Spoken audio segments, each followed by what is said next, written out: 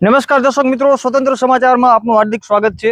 મિત્રો, આજે રાજકોટમાં ક્ષત્રિય નારી અસ્મિતા ધર્મરથ રાજકોટ મધ્યે આગમન થયું હતું। ત્યારે ક્ષત્રિયો દ્વારા અને ક્ષત્રિય મહિલાઓ દ્વારા આજે ભાજપના વિરુદ્ધમાં મતદાન એટલે કે કોંગ્રેસના ઉમેદવાર પરેશ ધાનાણીને મત આપવા માટે આજે કસમ ખાવામાં આવી છે, આજે સોગંદ ખાવામાં આવ્યા છે।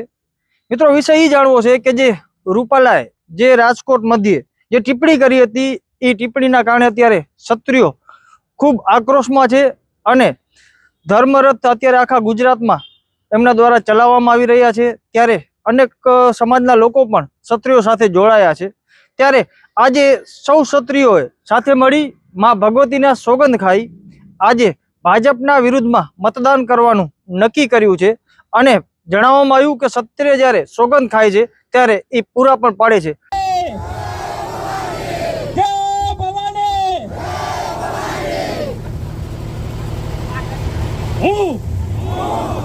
मां भगवती साक्षी आज शपथ लઉં છું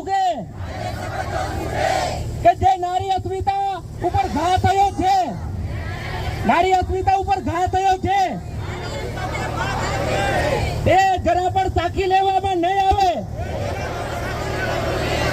તો માं ભગવતીની સાક્ષી હું શપથ લઉં છું કે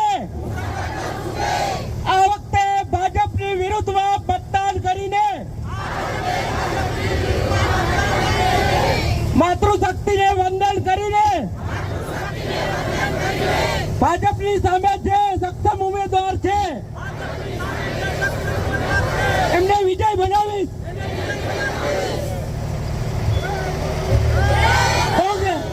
કોંગ્રેસને મતદાન કરીને હું પરેશભાઈ ધાનાણીને વિજય બનાવીશ। ક્ષત્રિય સમાજ જયારે શપથ લે છે ત્યારે ક્યારેય ભૂલતો નથી। માં ભગવતીની સાક્ષી આપણે બધા શપથ લીધા છે। બોલો જય